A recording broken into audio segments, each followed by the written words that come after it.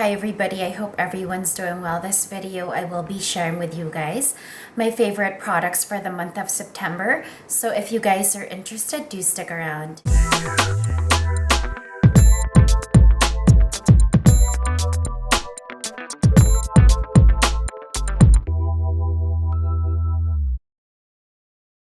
So this month hasn't been a really large departure from makeup products that I've been frequenting as of late. The one big difference I suppose this month is the introduction of new skincare to my routine and a lot of new things and products that I've been trying out as well. So I'm going to begin with the new skincare, which I think was the most significant.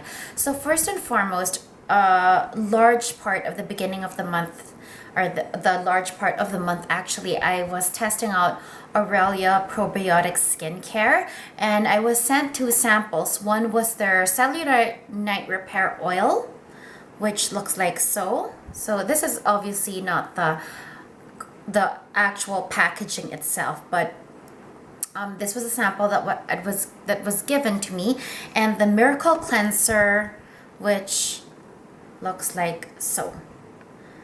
So basically the first one, the second one, the Miracle Cleanser, is similar to the Liz Earl Cleanser in terms of concept, in terms of using a dry cloth and applying the product directly onto dry skin first and massaging it in. So it's the same concept of a cleanser.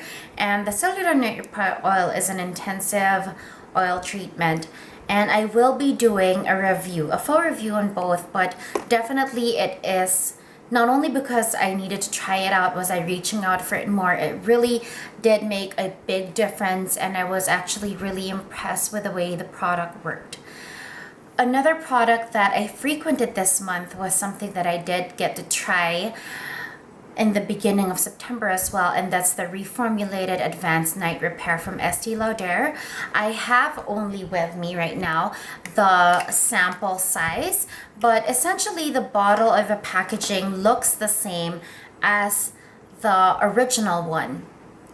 It's the very famous brown bottle from Estee Lauder.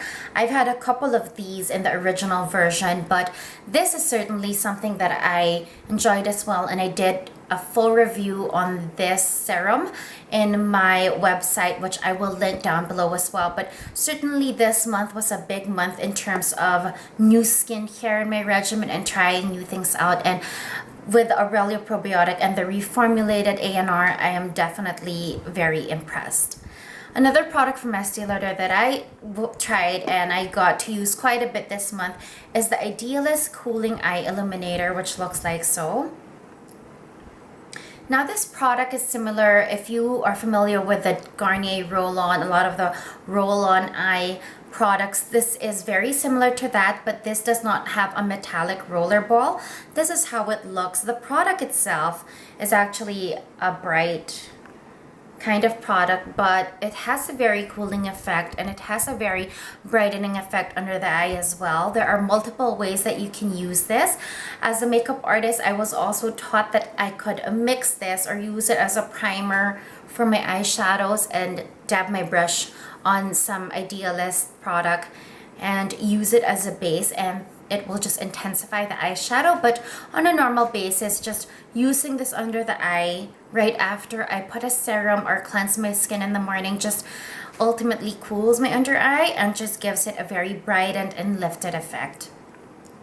Another one that was a favorite this month, and this is one of those comeback products for me. It never really leaves, but since I rotate a lot of products and introduce new ones in my regimen, there are times that I will put some aside. Anyway, this is definitely a staple, but this month for some reason I just kept on coming back to it and enjoyed it and really realized why I was in love with it in the first place. It's the Embryolisse Lait Cream, or the moisturizer. This is truly still an amazing moisturizer and acts as an amazing makeup base as well. It just is very simple, not much frills. The packaging is very simple. There's no fragrance to it. There's no cooling effect, nothing. You just put it on, moisturize the skin, leave it on for a couple of seconds or a minute, and then apply your favorite complexion product of choice. And it really just does so well in adhering foundation or any complexion-based product to the skin. There are quite a few. I actually have been trying out a few new foundations as well, but there are 3 that stood out for me this month that I really kept on reaching for. Is Uemura's Nobara Cream Stick, which looks like so, and the shade that I have is in 754. I believe this is the second, I believe this is the darkest shade, in fact. That's how it looks, and it's completely full coverage. The next one that I've been loving a lot as well, especially in my T-zone, I've been using it on a daily basis, is from Makeup Forever, and it's their Matte Velvet Plus. And I think this is even closest to my true match than the original shade that I had. This is number 35. And what I like about this Matte Velvet Plus is that it has a medium to full coverage finish, but at the same time, it really just does well in longevity on the skin and giving you that matte yet not flat feeling. So that's how Makeup Forever Matte Velvet Plus number 35 looks like. And last but not the least, just in terms of finish, I think it's amazing. I do use it when I want to look more immaculate and have more important things to go to. This is my Luminous Silk Foundation by Giorgio Armani. The shade that I use is 5.75. This is medium to full coverage. It's very buildable, but at the same time, it leaves your skin with just a very luminous glow. So this is Giorgio Armani's Luminous Silk in 575. This is the Uemura Nobara Cream Stick in 754, and the one in the middle is Makeup Forever Matte Velvet Plus in number 35. So those are the 3 complexion shades I've been gravitating so much to this month. Now, in terms of eye makeup, it's really been very neutral for me. Nothing much has changed this month, but I did find myself, and maybe through a conscious effort as well, gravitating a lot towards this NARS palette. This is the NARS palette in And God Created Woman, and these have a very beautiful, neutral yet not boring palette shades, and also has one of my favorite shades, which is Galapagos right here.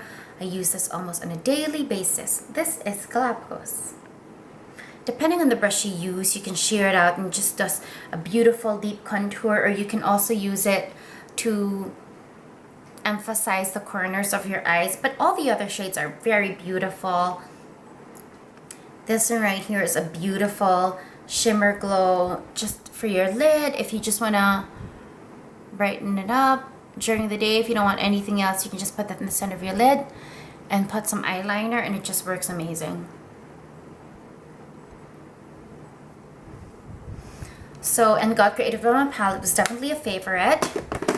And then I do have a drugstore product that I've liked since before, but I did come back to quite a bit this month, and I realized why I really have consumed. This is my second one. This is the Maybelline Instant Age Rewind Treatment Dark Circles, and it comes with a sponge applicator. I like applying this on my under eye after I've done my eye makeup. If there's any fallout, if I just need to clean up the under eye a bit, this works amazing. It gives medium to full coverage. It just brightens up and lifts the eye, and it's very easy to use. See, I don't need another brush. I'm just gonna apply this somewhere. I don't need another brush. I can just apply this very close to the eye. I can pat it in, and sometimes I also use a brush to pat it in, but I thoroughly have been using this quite a bit again this month.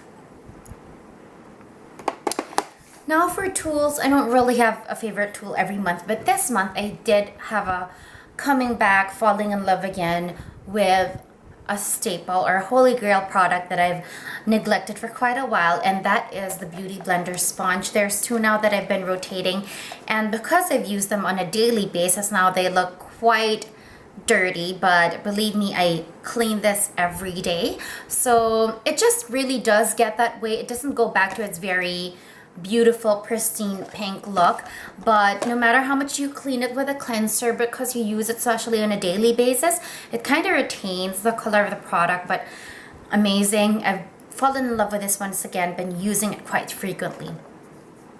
And then for fragrance, there is one that I've literally just had this month, but I've used halfway. This is just an EDT, and it's a Eau de Cologne.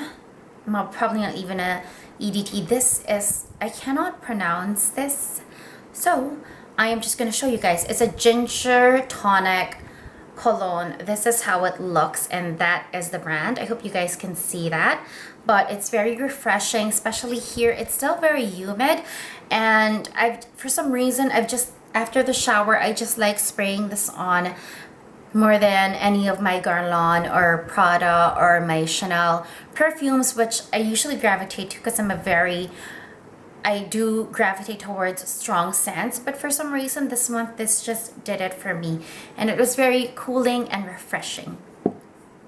For hand creams, for some reason this month I've had this thing with hand creams, especially ones that are scented, and there are two that I've really fallen in love with. Moly Peach Hand Cream, which actually comes in this peach kind of looking packaging.